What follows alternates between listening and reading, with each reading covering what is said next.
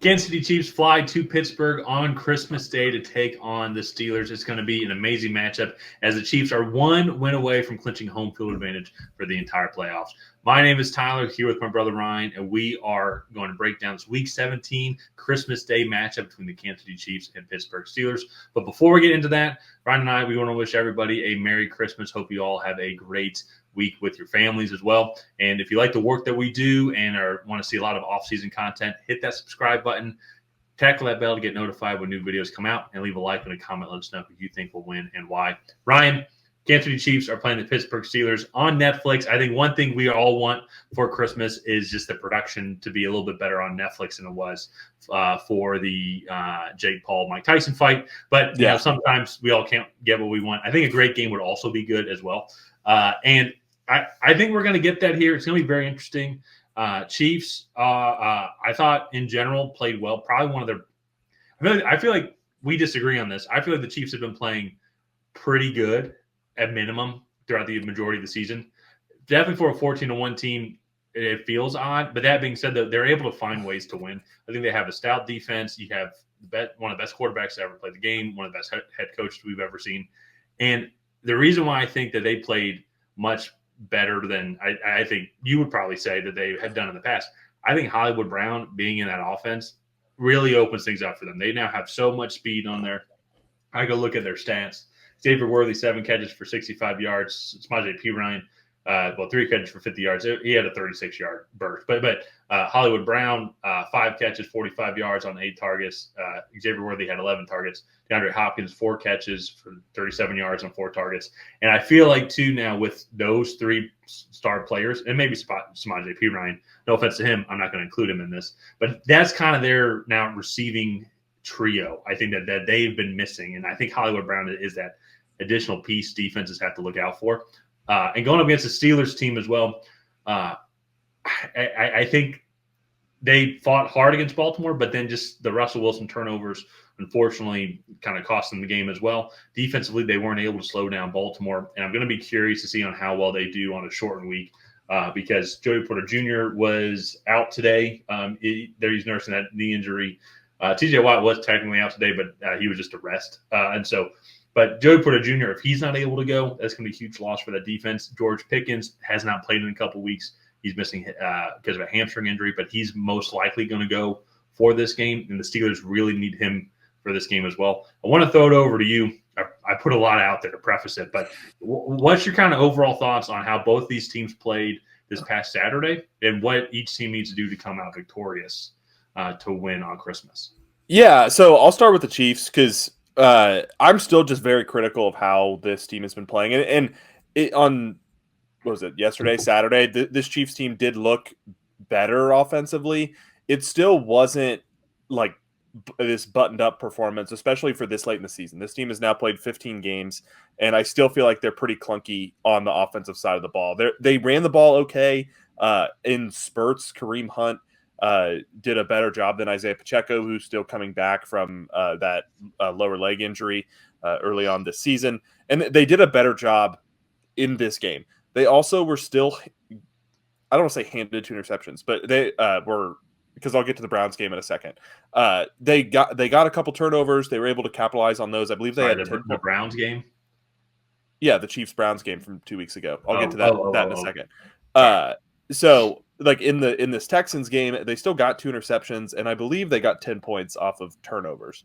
So interception, touchdown, and then they got an interception, field goal, end of half. So they got 10 points off of turnovers. They still had to drive some yards to get those points, but you get my point. Like, they're not having to drive full 70, 80-yard fields to get those points. Whereas I feel like in the Browns game, they did that one time, but they only put up 21 points in a game where they were gifted 5 turnovers. And 2 of those turnovers, they got the ball like deep into Browns territory. And they still only put up 21 points against a Browns defense that is good, but it's still not like a top flight defense. And that's just been my problem with this offense is they have not consistently throughout the season been able to consistently move the chains and do that, and then also threaten teams deep. I feel like and threaten the big play. I feel like they've either had like explosive plays and struggled in the ins and outs of each down, or they've been pretty good in the ins and outs of each down, but have not been able to push the ball down the field at all. And so like they've kind of gone back and forth there. Some of that is Rashee Rice got hurt. Travis Kelce is clearly aging. Hollywood Brown got hurt. They've been really reliant on Xavier Worthy. And so like they have had all these injuries. And yes, they keep finding ways to win games, but you can like I've done it I feel like every week now. You can go back in these games and point to critical situations where the Chiefs aren't really making plays. Other teams are just making mistakes that I feel like teams don't make on a normal basis.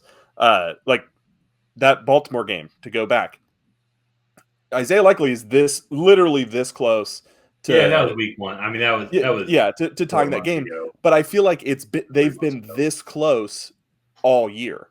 And it has been kind of wild to see like how many close games these guys have won. But at the same time, though, too, they are still able to find ways to win. And I think another thing, too, I think maybe some of your criticisms of the offense is fair. But I also don't think you're giving enough credit to this defense, though. This defense is third overall. I'm talking about this offense specifically. No, I know. This defense is one of the best defenses in the league.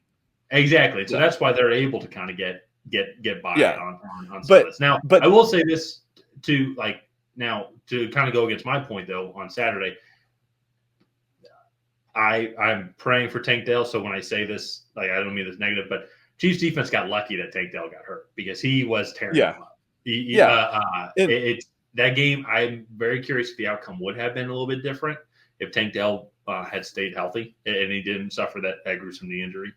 But in general, though, this defense throughout the entire season has been one of the best. Yes, they can give up some passing yards, but it's also, too, because they're winning. And like they're in these tight games, and they've been winning a lot going. They also play a little bit of bend don't break in a sense of like they'll take more risks in between the 20s than once they get in the red zone, and that's the other thing too. So for a team that is like expected to be a Super Bowl contender, they have not really like blown out anybody, including all of the bad teams that are on their schedule. There are only 2 games that they've won by more than by 2 scores. Were the Saints game in week 5 and the 49ers game in week 6. Both of those teams were not in play or are not in playoff contention. Actually, both those teams are well below 500. And it's like those are the only 2 teams that they've beat by 2 scores. And even that, I remember that Saints game was close until they scored a touchdown late to put it away. The Saints game in week 5? Yeah, the Saints game, if I remember that game correctly. No, I think that was one. I think they dominated kind of. It was 26-13. They might have scored a late like Jay Kaner, but that was when Derek Carr got hurt in that game. Yeah, so it looks like the end of the third or the fourth. It was 16-13, and then they scored a touchdown in the fourth with looks like 11 minutes left. So like that one is like. My one thing, though, I feel like you're going for some of your examples, though. Now you're going back to early October or like week 1, and like a lot has happened since then. And how about the 1917 game against Las Vegas, and then the week before that, Carolina takes you to overtime. That was this Carolina 4 and 5 weeks ago. This Carolina team is different. I get the Raiders won. The Raiders won. They played poor on Black Friday. I give you that. That was a poor game. And I started this argument with. At Cleveland only scoring 21 after you've been gifted 5 turnovers. Yeah. So I could go more recent. I just went further back. That's fair. And that's fair. I still think though I think their defense as a whole has played great. And that's going to be one of the reasons why they win this game today or on Christmas against Pittsburgh. Because I think Pittsburgh's offense is really struggling in general. They need George Pickens to come back and play. It sounds like he is going to be good to go because really this offense has really struggled without him on there. Other guys have stepped up like Van Jefferson, Calvin Austin, as well as Freiermuth. But he just has that over-the-top capability that really allows this offense to feel like to breathe a little bit more. But that being said, though, they need George Pickens to come back. They need Joey Porter Jr. To play. We'll have to see if he's able to play because the Steelers, they are looking for they're currently right now still leading the division, but the Ravens are playing the Texans on Christmas Day also right after this. And this Texan team is really banged up. I really like the Ravens odds going, not to predict not to give away my prediction for that video, which you all should go check out, which is coming out an hour after this video. And I pick you Baltimore. But I Pittsburgh needs to win this game. But that being said, though, I think this offense is not as elite as it can be. I think they're overachieving for everything that's going on. I think they're still going to be a tough playoff team in general, just because of this defense and TJ Watt leading the way. You got Cam Hayward, you got Minka Fitzpatrick playing well. We still got a good Pittsburgh Steelers defense. George Pickens comes back. I can see it being a tough matchup for some teams that they might go up against in the playoffs, whether it's home or away. But in this matchup here, I'm going to go with Kansas City. I understand a lot of your points. I think Hollywood Brown, I think we saw something, a little bit more improvement. The tackles, that's still something that they're going to have to figure out. Juwan Taylor, he was limited in practice. I think wasn't Joe Tooney playing tackle for them this week? He was like their I'd left have to guard. go back and double check. If I'm being completely honest, DJ Humphries did not play. He's still nursing that hamstring injury, but that would be interesting if he came back as well. You might be right on Joe Tooney. I'd have to go double check. I thought I watched the game at Chili's, so I'd have to go back. But I thought over the speakers that they were saying that Joe Tooney was playing left tackle for them, which I like Joe Tooney, he's a former Patriot, but like that's insane that they're now resorting to putting a guard out at tackle. And so I'm going to go with the Steelers. Just for one, I have had this case probably for like the whole season that I feel like this Chiefs offense is like drastically underperforming everybody's expectations. And I know at the end of the day, it comes down to wins.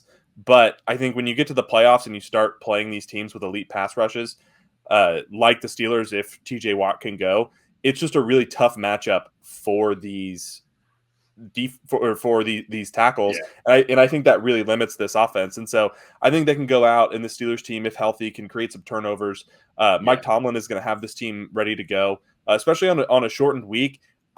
Outside of Chris Jones, and I'll give Trent McDuffie his credit, like those two players are better defensive players than like really a lot of people I can think of on the Steelers defense. And then Patrick Mahomes is the better quarterback. But other than that, like I think the Steelers personnel-wise matchup, and I always say on these short weeks, I usually tend to go with teams that match up or that have like the better like on paper roster. And so like I am kind of leaning towards the Steelers in this one just because I feel like man for man they can match up really well with this Kansas City Chiefs team. Yeah. And I think it's going to be a good game. And also, too, you're down a couple of games. You're down 9 games to me on our season-long competition. So you got to be aggressive. I will say, so TJ Watt, he is going to play. He did not practice today just for rest purposes, basically what they're saying. You did bring up a good name, though, too. Chris Jones, he did not play today because of the calf. You remember he got a little banged up, but I have a feeling that he's going to go. That might have just been like a weird stinger. Like it looked like he got stepped on. Like he either got stepped on or like almost like dead legged or something. I don't know. Him and Travis Kelce were joking as he was coming off the field, so I'm not super worried about that. But like all in all, I think this is going to be a close one. I'm very excited to watch like how the coaches go about this matchup because personnel wise, I think both teams have their like deficiencies and like things like that they're going to try to do. And I'm curious to see like which coach puts their players in better position. Will it be Mike Tomlin? Will it be Andy Reid? And I think that's going to be kind of really where it comes down to. Yeah. I just think to me, it's Pittsburgh Steelers offensively. They're 25th overall when it comes passing yards per game, 11th overall in rushing yards per game. They do rely on like Najee Harris a lot, Jaylen Warren a lot, and rightfully so. It's not even Jaylen Warren that much, really. Najee Harris, he's having a really good year. It opens things up in the passing game for them as well. George Pickens does come back. That's where I can see them taking some deep shots, taking advantage of that. I agree with you. I think it's going to be a close-scoring game just because that's the way both these teams have won games throughout the season. But I do agree with you, though. I think the chess match between Andy Reid and Mike Tomlin, I think, is going to be fascinating. And so I just think the Chiefs, if they win this game, they get home field advantage, guaranteed. And it's be like short week. Let's suck this up and then let's rest. Well, they're already going to have a long rest going into week 18 as well. So maybe they will play pay some of the players because it might be, shoot, if they win this game, but then they rest everybody in week 18, then they get a bye. It might be 2.5, 3 weeks until those guys play again. So they might want to have a little bit of playing time in week 18. But we'll have to see. They got to win in week 17, and it's going to be a fun matchup. Yeah, so I'm going with the Steelers. You're going with the Chiefs here. Let's go ahead and wrap this one up. If you guys have not already, please go ahead and like and subscribe. That is the best way to help out the channel. While you're down there, go ahead and leave a comment on who you think is going to come out ahead. Will it be the Kansas City Chiefs? Will it be the Pittsburgh Steelers? Other than that, we will see you guys next time.